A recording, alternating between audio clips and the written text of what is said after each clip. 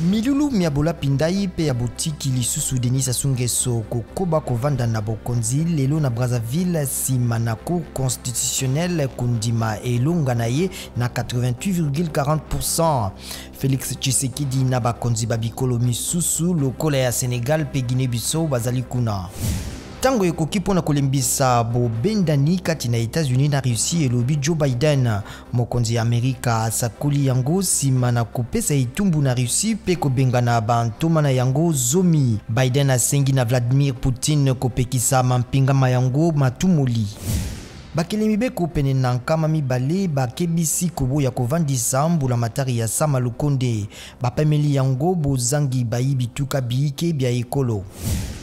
Vice-président ya kala Mike Pence atia mi pacemaker to esaleli ya kosunga motema kobeta minganga balobi na mposo mibale mileki azalaki na mwa nkokoso na motema kasi lipaso lileki malamu.